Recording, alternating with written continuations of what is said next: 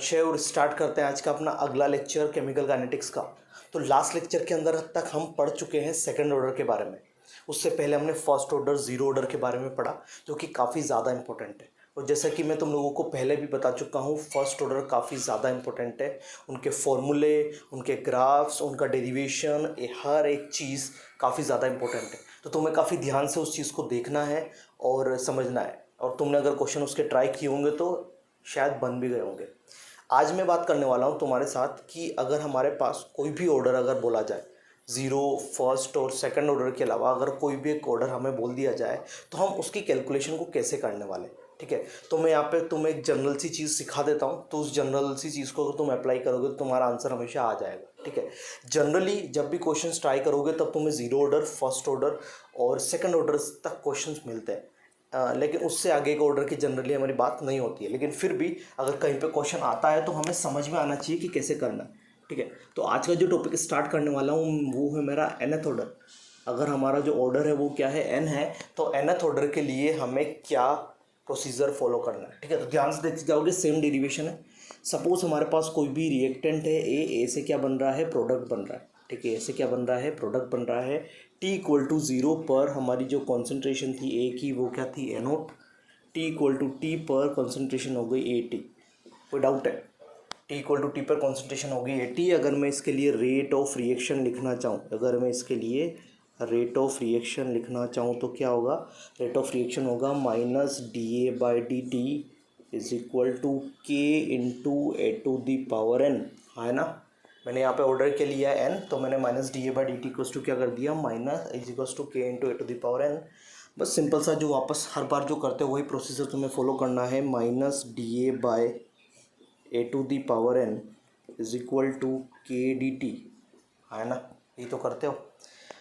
बस अब इंटीग्रेशन करना है, यहाँ पे इंटीग्रेशन करना है। तो integration of minus D A divided by A to the power N is equals to K D T. तो डी टी का इंटीग्रेशन ज़ीरो से टी, इसका इंटीग्रेशन यस फिलहाल अभी इंटीग्रेशन ही कर देते हैं। ठीक है, ज़ीरो से टी की जो लिमिट है वो बाद में लगा दें।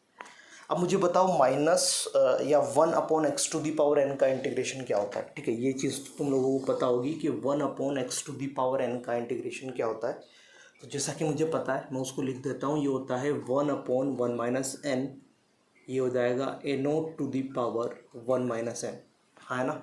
ए नोट नहीं, सॉरी ए नोट नहीं लिखेंगे उसको, सिंपल अभी हम ए लिखेंगे, A to the power one minus N is equals to हो जाएगा हमारे पास K T plus C, is equals to क्या हो जाएगा, के टी प्लस सी।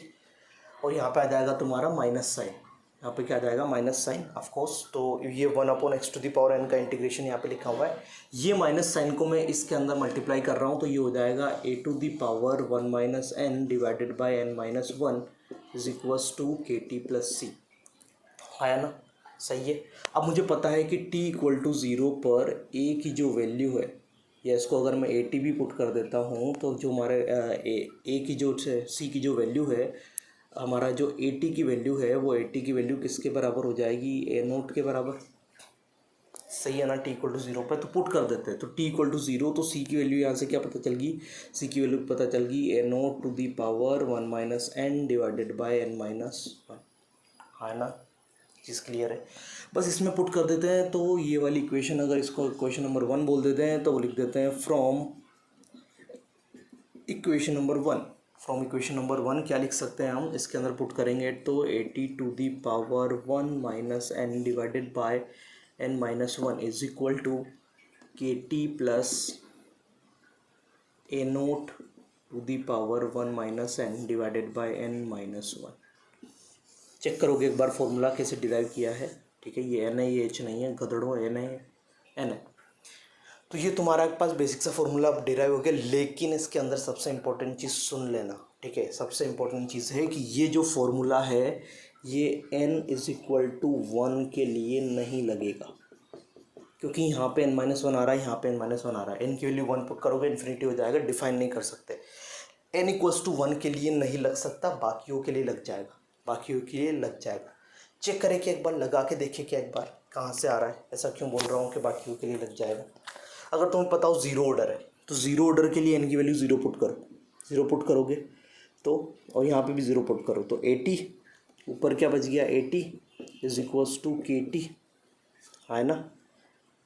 और ये क्या हो जाएगा तुम्हारा, ये n-1 है, सॉरी, तो ये 80 माइनस में आएगा, ठीक है। 0-1 तो ये माइनस लग गया, KT प्लस यहाँ पे अगर तुम पुट करोगे किसकी वैल्यू 0-1 तो ये हो जाएगा plus A0 to the power, यहाँ पे भी क्या आ जाएगा माइनस, फिर ये इधर आएगा तो क्या हो जाएगा A0 माइनस 80 इक्वल टू क्या हो जाएगा KT। याद है कुछ फॉर्मूला डिराइव किया था, A0 minus 80 equals to KT, ये किसके लिए था, जीरो ऑर्डर के लिए था, तो जीरो ऑर्डर के लिए डिफाइन होगा।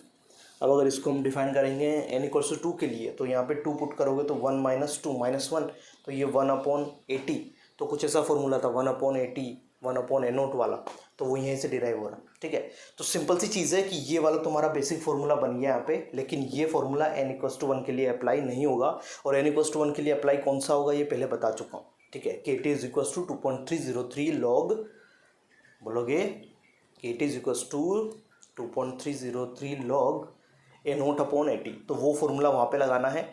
ये बेसिक फार्मूला हम कहीं पे भी लगा सकते हैं। आई थिंक थोड़ी सी चीज़ यहाँ से क्लियर हुई होगी तुम लोगों को कि मैं यहाँ पे क्या करने की कोशिश कर रहा हूँ।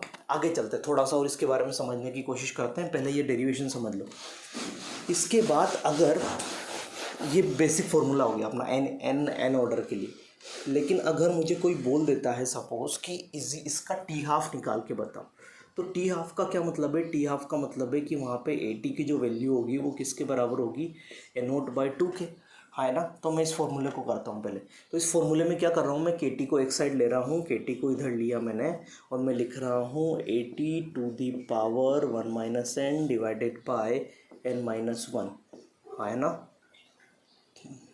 Minus A0 to the power 1 - n divided by n-1। Check करो एक बार, कोई डाउट तो नहीं है। फिर यहाँ पे अगर तुम देखोगे तो n-1 कॉमन आ रहा है, तो मैंने कॉमन निकाल लिया। ऑफकोर्स 80 को A0/2 पुट करना है, तो अभी करते हैं। T इज इक्वल टू, इसको T½ पुट कर देते हैं 1/k इंटू n-1। चेक करो, ये k इधर वाला है, ये n-1 यहाँ से कॉमन निकाला, 80 की जगह पुट कर रहा हूँ A0/2 to the power 1 - n, है ना, minus A0 to the power 1 - n। Check करो एक बार, क्या सही कर रहा हूँ क्या, ध्यान से आराम से क्या किया है। अब यहाँ से A0 to the power 1 - n, यहाँ से भी A0 to the power 1 - n common निकाल लेते हैं, तो ये हो जाएगा T½ is equals to A0 to the power 1 - n upon k into n-1, है ना, is equals to k into n-1। और यहाँ पे ये हो गया अपना, अगर तुम देखोगे तो ये लिखा है 1/2 to the power 1 - n -1। Check करो एक बार, सही है क्या, ये लिखा है ना। तो यहाँ से तुम्हारा T½ आ जाएगा, यहाँ से तुम्हारा T½ आ जाएगा A0 to the power 1 - n divided by k into n-1। ये 1/2 को लिख दिया मैंने, ये 2 ऊपर जाएगा तो इन्वर्स हो जाएगा, और इन्वर्स हो जाएगा तो ये हो जाएगा 2 टू दी पावर 1 - n को मैं लिख दूंगा n-1। आराम से समझना है चीज़ को, 1/2 को मैंने इन्वर्स कर दिया, ऊपर कर दिया, तो ये चीज़ के साथ माइनस मल्टीप्लाई हो गया, तो ये बन गया -1, ठीक है। तो ये किसका फॉर्मूला हो गया तुम्हारा, सिंपल, ये सिंपल फार्मूला हो गया तुम्हारा T½ का। तो ये सिंपल तुम्हारा यहाँ से T½ निकल के आया है। T½ की वैल्यू क्या निकल के आई है, A0 to the power 1 - n divided by k into n-1 to the power n-1 -1, है ना। एक बार इसको चेक भी कर लेते हैं, लेकिन हाँ फिर से एक और बात, ये भी फार्मूला n=1 के लिए नहीं लगेगा, ठीक है। n=1 के लिए हमें फार्मूला अप्लाई नहीं कर सकते। एक बार कुछ इसमें पुट करके देख लेते हैं, ताकि हमें थोड़ा सा लग जाए कि हाँ ये फार्मूला हम लगा सकते हैं कहीं पे। जैसे कि जीरो ऑर्डर के लिए लगा के देखते हैं। तो n की वैल्यू अगर 0 है तो क्या हो जाएगा बताओ, n की वैल्यू यहाँ 0 पुट करो, तो 0 पुट किया तो ये क्या हो गया A0, तो सिंपल T½ हो गया A0, ठीक है। फिर यहाँ पे 0 पुट किया तो ये क्या हो गया, 0 पुट किया तो -1 मतलब हाफ, -1 मतलब क्या, हाफ, और -1 अगर हाफ हो गया तो हाफ -1 माइनस हाफ, और यहाँ पे k तो नीचे आ ही रहा है, तो A0/k इंटू 0 - 1, और इसको पुट कर सकते हैं 2 टू दी पावर 0 - 1 है ना, यही है ना सिंपल सी चीज़। अब बस सिंपल सा क्या करना है, कैलकुलेशन पार्ट करना है। A0 to the power A0 divided by k into -1 लिख सकते हैं ना इसको, -1 डिवाइडेड बाय, ये हो गया 2 to the power -1 minus half. इस 2 टू दी पावर -1 को मैंने हाफ लिख दिया, हाफ -1 को मैंने माइनस हाफ लिख दिया, है ना। ये माइनस माइनस क्या हो गया, मल्टीप्लाई, मल्टीप्लाई हो गया तो क्या हो गया, a0/2k is equal to T half. Check कर लेना एक बार जाके ज़ीरो ऑर्डर में कि क्या वहाँ का टी हाफ की वैल्यू यही आ रही थी। तो ये कहाँ से निकाला, ये मैंने बेसिक फॉर्मूले से निकाला है, ये पहले से ही हम पढ़ चुके हैं। ये कहाँ से निकाल चुके हैं हम, ज़ीरो ऑर्डर से, ये हम पहले से पढ़ चुके हैं। तो इतना भी अगर याद रखोगे तो सिंपल चीज़ें। और यहाँ पे एक और चीज़ बतानी है तुम्हें कि टी हाफ की वैल्यू क्या आ रही है, टी हाफ आ रहा है a0/1 - n। तो अगर कोई पूछता है कि जो टी हाफ है उसका कॉन्सेंट्रेशन के साथ क्या रिलेशन है, तो टी हाफ जो होता है ना, वो टी हाफ प्रोपोर्शनल टू होता है a0/1 - n के। याद रखना है, इंपॉर्टेंट चीज़ है, टी हाफ प्रोपोर्शनल टू होता है a0/1 - n के। जैसे कि अगर n = 0 है तो टी हाफ क्या होता है, किसके प्रोपोर्शनल होगा, टी हाफ प्रोपोर्शनल होगा a0 के। अगर n = 1 है तो टी हाफ प्रोपोर्शनल टू होगा कांस्टेंट, मतलब कुछ नहीं होगा, टी हाफ प्रोपोर्शनल टू 1 लिख सकते हो सिंपल, ठीक है। कोई कांस्टेंट आ सकता है उसके साथ। n = 2 आ गया तो किसके लिए होगा, 2 आ गया तो 2 पुट करो, 1 - 2 - 1 1/a0, है ना। अगर n = 3 आ गया तो क्या हो जाएगा, 1/a0²। चेक करो, प्रोपोर्शनलिटी सीधा बता रहा हूँ मैं यहाँ पे, ठीक है। n = 4 आ गया तो बताओ क्या होगा, a0 divided bye a0 sorry 1/a0⁻³ है ना। तो कुछ इस तरीके से यहाँ पे रिलेशन देखने को मिल रहा है। तो आई थिंक तुम लोगों को वो थोड़ा समझ में आ गया होगा। तो ये फॉर्मूला भी तुम्हें याद रखना है कि टी हाफ किसके प्रोपोर्शनल होता है, a0⁻1 - n के। मतलब कॉन्सेंट्रेशन के साथ अगर रिलेशन देखें तो टी हाफ का कुछ इस तरीके से हमारे पास ऑर्डर निकल के आने वाला है, ठीक है। बाकी चीज़ें सिंपल है तो तुम आराम से यहाँ से समझ सकते हो, ठीक है। तो ये कुछ जनरल इक्वेशन थी जो मैं तुम लोगों को समझा दिया। उससे क्या होगा कि तुम्हें अगर कभी किसी ने फोर्थ ऑर्डर के लिए बोल दिया तो तुम कम से कम उस फॉर्मूले के अंदर पुट करके आंसर की वैल्यू निकाल सकते हो, या फिर तुम खुद डिराइव भी कर सकते हो, क्योंकि मैंने तुम्हें डेरिवेशन तो समझा ही दिया है कि हर एक प्रोसेस का डेरिवेशन कैसा है। तो बाई चांस अगर डेरिवेशन नहीं कर पाओ तो ये फॉर्मूले याद रखो, वो जो स्टार्टिंग में बताया था वो फॉर्मूला याद रखो, उससे भी तुम आराम से चीज़ें कर सकते हो। तो अब आगे चलते हैं और कुछ क्वेश्चंस ट्राई करते हैं। एक्चुअली वो कुछ कॉन्सेप्ट्स है, लेकिन मैं तुम लोगों को उनको क्वेश्चन के थ्रू समझाने वाला हूँ, ठीक है। तो ध्यान से समझना, क्वेश्चन के थ्रू तुम ज़्यादा समझ पाओगे, ज़्यादा क्लैरिटी ले पाओगे उस टाइप के क्वेश्चंस के अंदर, ठीक है। तो समझना क्वेश्चंस कैसे हैं। क्वेश्चन लिखा हुआ है पहला, a + b से बन रहा है प्रोडक्ट, इट इज़ फाउंड। देखो मैंने तुम लोगों को बताया हुआ है पहले भी कि जो रेट ऑफ रिएक्शन होता है और उसका जो रेट लो लिखा जाता है वो हम एक्सपेरिमेंटली फाइंड आउट करते हैं, ठीक है। हम वो देख के नहीं बता सकते। तो वही बोल रहा है कि ये कोई रिएक्शन हो रही थी, उसमें क्या पता चला कि ऑर्डर ऑफ ए 1 है, मतलब एन ए को अगर मैं बोलूँ तो क्या है, 1 है, ठीक है। और ऑर्डर ऑफ बी क्या है, हाफ है। इसने ये बोला ऑर्डर ऑफ बी क्या है, हाफ है। अब इसने क्या किया, अगर एन ए 1 है और एन बी 1 है तो क्या मैं इसका ऑर्डर लिख सकता हूँ। अब इसका ऑर्डर क्या होगा, इसका अगर मैं रेट लिखना चाहूँ तो रेट क्या होता है, रेट होता है k × a⁴x और b⁴y, है ना। अगर हम एक जनरल बोले तो x की वैल्यू हमें क्या दी हुई है, 1, और b की y की वैल्यू क्या दी हुई है, हाफ। तो मैंने इसके अंदर पुट कर दिया, ठीक है, इसके अंदर पुट कर दिया। तो ये मेरा रेट लो का एक्सप्रेशन आ गया, ठीक है। अगर मुझे ऑर्डर दिया है तो मैं उसका रेट लो का एक्सप्रेशन कुछ ऐसे लिख सकता हूँ। समझ में आ रहा है, आगे चलते हैं। लिखा हुआ है when the concentration of both A and B are increased 4 times. अगर हमने दोनों की कॉन्सेंट्रेशन को 4 गुना इंक्रीज कर दिया तो रेट पे क्या फ़र्क पड़ेगा, तो रेट कितने फैक्टर से बढ़ जाएगी। तो सिंपल सा कोई चीज़ नहीं है, इसको मैं R1 नाम दे रहा हूँ, ठीक है, R1 बोल रहा हूँ। देखो K है वो पूरी रिएक्शन के लिए कांस्टेंट है, तो ये through out the reaction change होगा ही नहीं।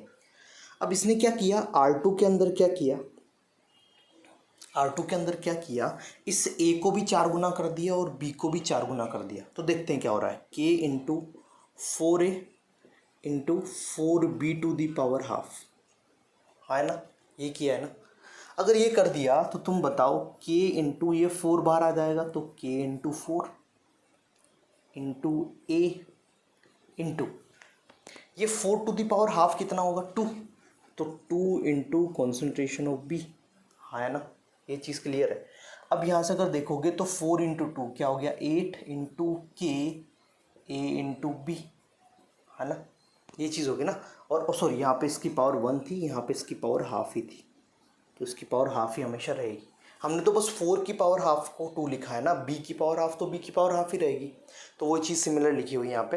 अब ये चीज़ क्या लिखी हुई है, ये चीज़ लिखी हुई तुम्हारी ये सिमिलर, मतलब ये वैल्यू किसके बराबर है, R1 के। तो मतलब R2 किसके बराबर हो गया, 8 इंटू R1 के बराबर। R2 किसके बराबर हो गया, 8 इंटू R1 के बराबर। चीज़ समझ में आ रही है क्या समझा रहा हूँ। तो यहाँ से ये समझ में आ रहा है कि जो रेट होगा वो कितने फैक्टर से इंक्रीज हो जाएगा, 8 के फैक्टर से। तो कैसे, अगर हमें किसी क्वेश्चन के अंदर ऑर्डर दिया होगा और हमें वो बोलता है कि अगर मैं उसकी कॉन्सेंट्रेशन में से चेंजेस करता हूँ तो उसके रेट पे क्या फ़र्क पड़ेगा, तो क्या मैं ऐसे रेट फाइंड आउट कर सकता हूँ। फिर से समझाता हूँ ये question.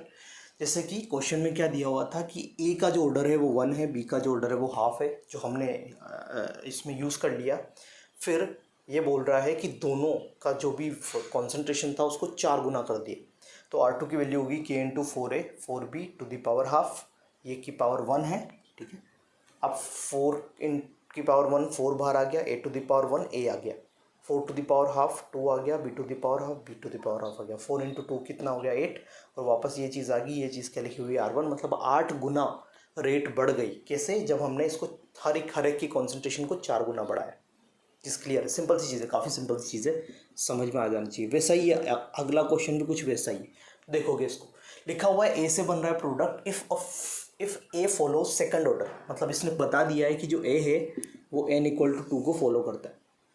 Then on doubling the concentration of A the reaction change by factor, rate of reaction. काफ़ी सिंपल सी चीज़ है। अब हमें पता है कि रेट ऑफ रिएक्शन होगा क्या, तो रेट ऑफ रिएक्शन होगा R1 बोल देता है इसको, k इंटू ए स्क्वायर, हाँ है ना, ये क्या हो जाएगा k इंटू ए स्क्वायर। अब हमारी जो नई कॉन्सेंट्रेशन है जिसके अंदर मैंने क्या किया है, जिसके अंदर मैंने a को डबल कर दिया है, तो डबल कर दो, तो k into 2 to the power a का स्क्वायर, 2 इंटू ए की पावर स्क्वायर। तो ये हो जाएगा R2 is equals to k into 4 into A square, हाँ है ना, सिंपल सी चीज़ है। 2 का स्क्वायर 4 आ गया, तो R2 इज इक्वल्स टू हो गया 4 इंटू के ए स्क्वायर। चीज़ क्लियर है। ये चीज़ क्या लिखी हुई है R1, तो यहाँ से तुम्हारा पता चल गया R2 इक्वल टू 4R1, मतलब 4 गुना फैक्टर से, मतलब 4 गुना रेट इंक्रीज हो गई। कैसे, जब हमने ए को डबल कर दिया। आई थिंक क्लियर होगा, बहुत सिंपल सी चीज़ है। कैसे लिखना है वो कभी कभी कन्फ्यूज़न रहता है, तो वो मैंने तुम्हें क्वेश्चन के थ्रू समझा दिया, ठीक है। तो एक ये चीज़ तुम यहाँ से समझ सकते हो, आराम से याद रहेगा। एक और चीज़ अब यहाँ पे ध्यान रखना, एक और चीज़ यहाँ पे ध्यान रखना, मैं इसी क्वेश्चन के अंदर तुम्हें समझा देता हूँ उस चीज़ को। बाई चांस अगर आता है कहीं पे तो गलत मत करना, ठीक है। इसी क्वेश्चन के थ्रू समझा रहा हूँ मैं, ठीक है। पहले वो तो समझ में आया कि उसका 8 गुना हो। कभी कभी क्या होता है ना कि ये बोल देता है इसी में कि हमने कॉन्सेंट्रेशन को नहीं बढ़ाया, ठीक है, हमने कॉन्सेंट्रेशन को नहीं बढ़ाया, हमने क्या किया, वॉल्यूम डिक्रीज कर दिया बाय 4, वॉल्यूम डिक्रीज कर दिया। तो अब वॉल्यूम डिक्रीज करने का क्या मतलब है, हम ये बोल सकते हैं कि अगर वॉल्यूम डिक्रीज किया और हमें पता है कि कॉन्सेंट्रेशन जो होता है वो प्रोपोर्शनल टू होता है 1/v, है ना। तो अगर वॉल्यूम डिक्रीज किया है, अगर वॉल्यूम कम होगा तो कॉन्सेंट्रेशन क्या होगा, बढ़ेगा। कॉन्सेंट्रेशन क्या होगा, बढ़ेगा। अगर वॉल्यूम को 4 से कम किया है तो कॉन्सेंट्रेशन 4 से बढ़ जाएगा, और कॉन्सेंट्रेशन 4 से बढ़ जाएगा तो 4 टाइम्स इसका भी बढ़ेगा, 4 टाइम्स उसका भी बढ़ेगा, तो आंसर वापस से 8 आएगा। लेकिन बस क्वेश्चन बताने का तरीका उसने चेंज कर दिया, यहाँ पे उसने वॉल्यूम वाला टर्म लेके आ गया। तो कभी भी वॉल्यूम वाला अगर टर्म वो इंट्रोड्यूस करता है किसी क्वेश्चन के अंदर, तो यहाँ पे तुम ऐसे सॉल्व करोगे। समझ में आ रहा है कैसे, एक बार फिर से थोड़ा सा समझा देता हूँ, ये चीज़ पहले थोड़ी सी क्लियर होगी। अगर उसने बोल दिया कि वॉल्यूम डिक्रीज बाय 4 है, हमने क्या लिखा था अभी, रेट इज इक्वल टू के into A B to the power half, है ना। अब इसने क्या बोल रहा है कि डिक्रीज़ कर दिया वॉल्यूम। वॉल्यूम क्या होता है, वॉल्यूम होता है मोल अपॉन कॉन्सेंट्रेशन, क्या होता है, मोल अपॉन वॉल्यूम। तो वॉल्यूम अगर डिक्रीज़ किया है तो कॉन्सेंट्रेशन 4 गुना बढ़ गया, 4 गुना बढ़ गया तो यहाँ पे आ जाएगा 4, सॉरी यहाँ पे नहीं लिखना है, यहाँ पे आ जाएगा k इंटू 4a, और यहाँ पे भी आ जाएगा 4b to the power half, ठीक है। दोनों में 4 मल्टीप्लाई हो जाएगा क्योंकि वो वॉल्यूम डिक्रीज कर रहा है, और फिर सेम चीज़ आ जाएगी और सेम चीज़ आ जाएगी, तो आंसर फिर क्या आ जाएगा 8 इंटू R1, जो कि पहले की तरह हम निकाल चुके हैं। तो ये वॉल्यूम वाले टर्म के साथ भी रिलेट कर सकता है, तो उसमें कंफ्यूज मत होना बस कभी कि वॉल्यूम वाले टर्म के साथ कैसे करना है। कॉन्सेंट्रेशन प्रोपोर्शनल टू 1/v वाला कॉन्सेप्ट लगा के आंसर निकाल सकते हो। तो आई थिंक ये दोनों क्वेश्चन जो भी करवाए हैं, ऐसे बहुत क्वेश्चंस मिल सकते हैं तुम्हें, तो ट्राई करना ईजी है। ठीक है, तो मिलते हैं। ठीक है, फिर देखते हैं अगले क्वेश्चंस। तो आगे चलते हैं, कुछ और क्वेश्चंस ट्राई करते हैं। क्वेश्चंस ट्राई करना काफ़ी ज़्यादा इंपॉर्टेंट है, वैसे ही क्वेश्चन है, बस थोड़ा सा कुछ चेंजेस है। ठीक है, तो आराम से देखना, आंसर निकाल दो।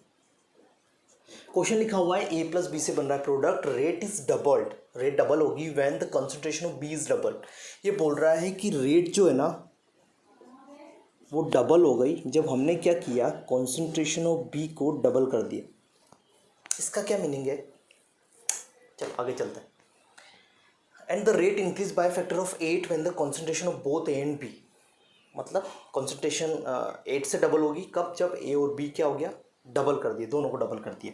इस कंडीशन में क्या करोगे तुम लिख लोगे रेट इज इक्वल्स टू होगा k into A to the power x B to the power y. तुम्हें नहीं पता है ना, तुम्हें नहीं पता है, तुमने क्या किया, ऐसा इक्वेशन कुछ लिख दिया। अब क्या हुआ, पहला वाला इक्वेशन है कि रेट डबल हो गया, रेट डबल हो गया तो इसको मैं अगर आर नाम देता हूँ तो ये 2r हो गया। कब हुआ, जब हमने कंसंट्रेशन ऑफ बी को डबल कर दिया। कंसंट्रेशन ऑफ बी को डबल कर दिया, इसका मतलब क्या है, k into A to the power, ये मतलब ए में कोई चेंज नहीं किया ना, और बी में चेंज किया तो क्या कर दिया, 2b to the power Y कर दिया, है ना। इन दोनों को डिवाइड कर दो, ये पहली इक्वेशन है और ये सेकंड इक्वेशन है, तो 1/2 कर दो। यहाँ पे b का ऑर्डर y है, a का ऑर्डर x है। ठीक है, 1/2 करोगे तो ये आ जाएगा 1/2 इज इक्वल टू, कैसे किए गया, A to the power x, A to the गया b to the power y से, ये हो जाएगा 1/2 की पावर y। तो यहाँ से आंसर जाएगा y इज इक्वल टू 1। यहाँ से क्या आ जाएगा, y इज इक्वल टू 1। अब तुम खुद भी सोचो कि रेट डबल हो रहा है, किसी को डबल करने पे रेट डबल कब होगा, जब उसका पावर क्या होगा 1। अगर उसका पावर 2 होगा तो 2 की पावर 2 4 हो जाएगा। ठीक है, तो y की वैल्यू क्या आ गई तुम्हारे पास, सिंपल यहाँ से 1, मतलब जो b का ऑर्डर है वो क्या है, 1 है। अब a का ऑर्डर निकालते हैं, तो ये जो सेकंड चीज़ है इसको लिखते हैं।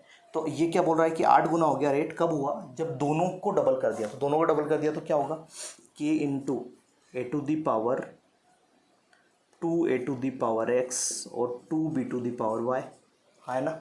y की वैल्यू क्या है, 1 है, तो 1 पुट कर देते हैं। ठीक है, और ये इक्वेशन नंबर 3 पुट कर देते हैं, तो 1/3 कर दो, सिंपल।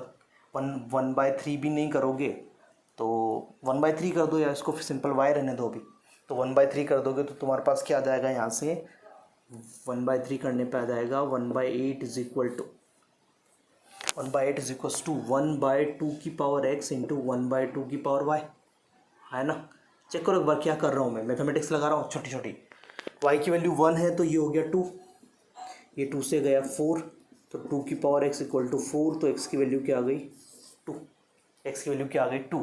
और अगर x की वैल्यू 2 आ गई, मतलब इसके अंदर अगर हम पुट करें तो यहाँ पे जो हमारा रेट निकल के आएगा वो निकल के आएगा k into A square into B.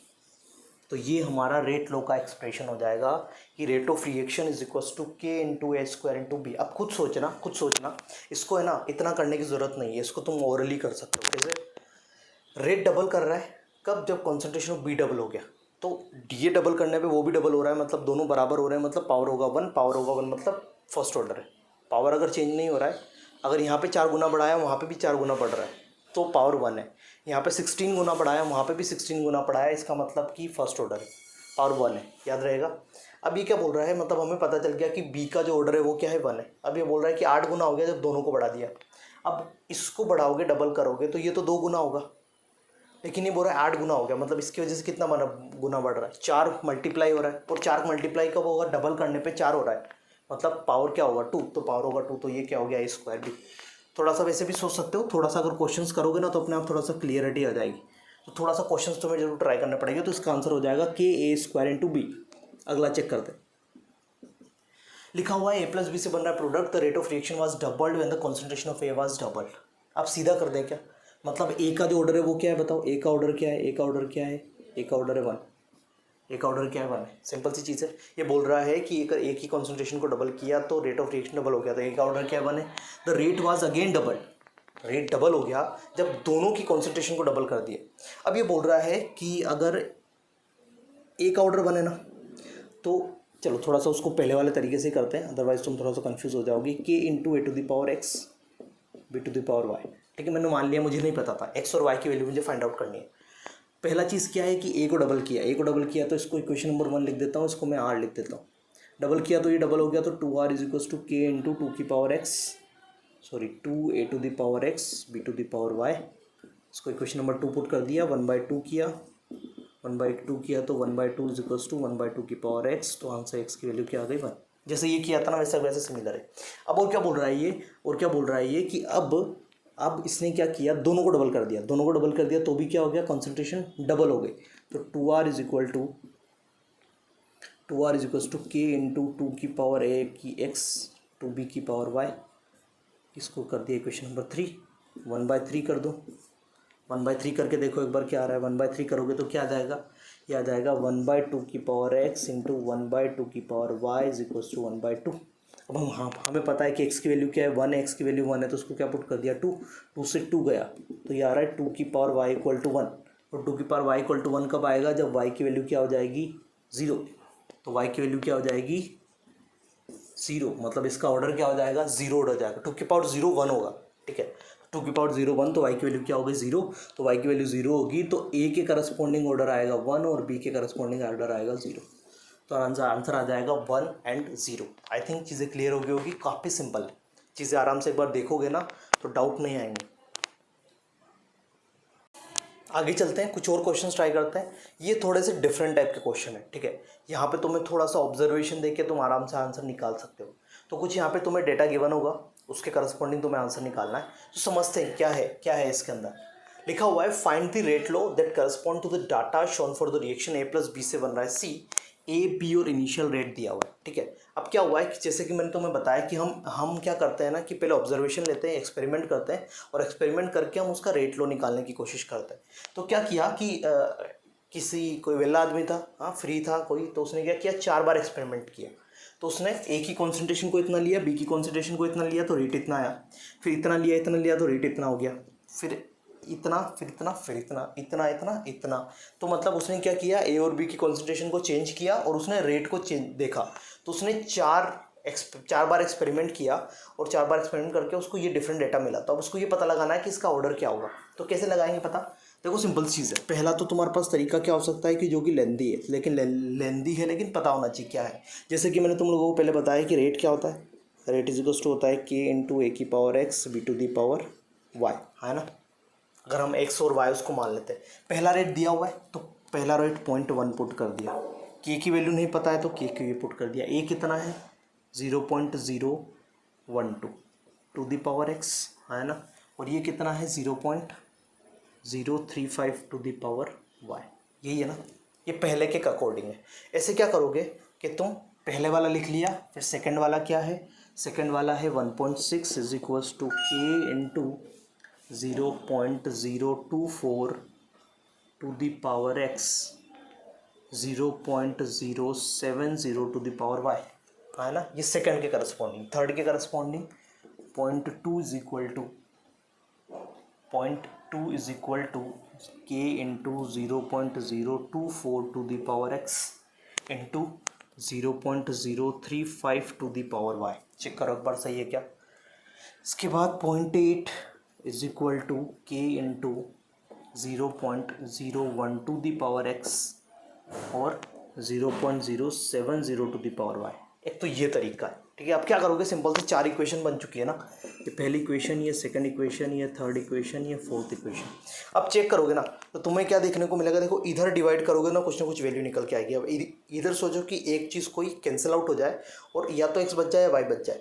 जैसे कि अगर इसको इससे डिवाइड करोगे ना, इसको अगर इससे डिवाइड करोगे तो ये y वाला टर्म कैंसिल हो जाएगा, ओनली x बचेगा। तो यहाँ से x की वैल्यू निकाल लोगे। तो देखते हैं मैं क्या कर रहा हूँ यहाँ पे, सिंपल मैं यहाँ पे कर रहा हूँ 1/3 करके देखते हैं। तो 1/3 किया तो 0.1 डिवाइड बाई 0.2 क्या हो गया 1/2, है ना।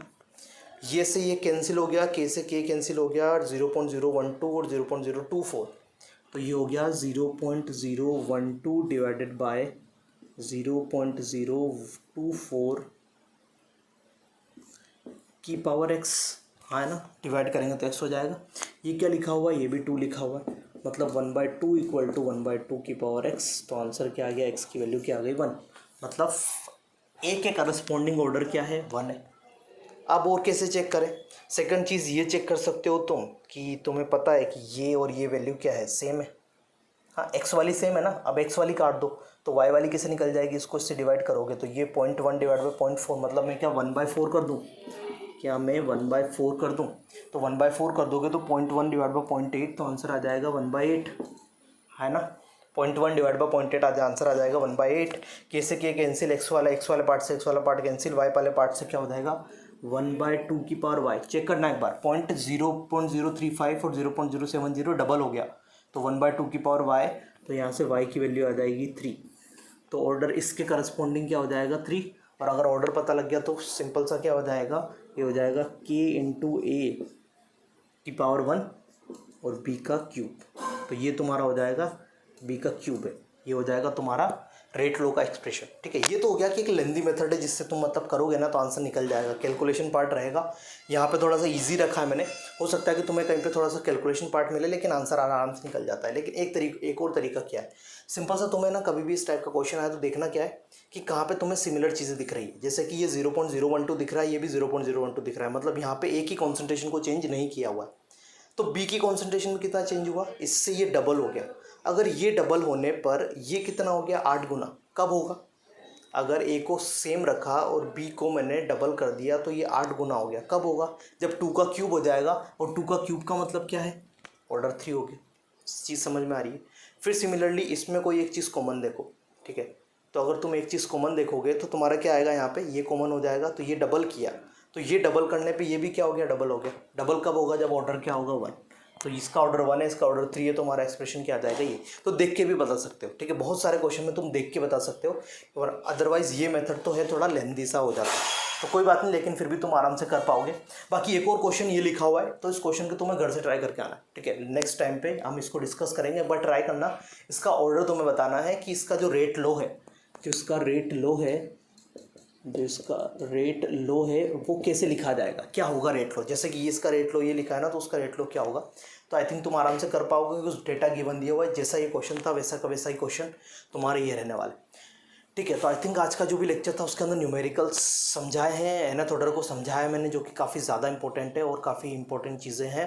तो यहाँ पे हमारी ऑर्डर वाली जो भी चीज़ें थी ऑलमोस्ट वो ख़त्म हो चुकी है। तो नए जो भी लेक्चर्स आएंगे, इसके बाद जो लेक्चर्स आएंगे उसमें हम कुछ डिफरेंट चीज़ें पढ़ेंगे रिलेटेड टू केमिकल काइनेटिक्स, और साथ साथ में हम आगे ये भी पढ़ने वाले हैं कि फर्स्ट ऑर्डर ऑफ काइनेटिक्स का कहाँ यूज़ होता है, कौन कौन सी रिएक्शन के अंदर फर्स्ट ऑर्डर यूज़ होता है, उनको स्पेसिफिकली हमें पढ़ना है, ठीक है। तो वो तो लेक्चर्स जैसे जैसे आते रहेंगे तुम्हें पता चलता रहेगा। बाकी इस लेक्चर के नोट डिस्क्रिप्शन बॉक्स में तुम्हें आराम से मिल जाएंगे, तो वहाँ जाके तुम देख सकते हो। बाकी पढ़ते रहो, चीज़ें करते रहो, अपनी चीज़ों को थोड़ा आसान बनाओ और ट्राई करो ज़्यादा से ज़्यादा टाइम का यूटिलाइज़ कर पाओ। तब तक के लिए मेरी तरफ से बाय।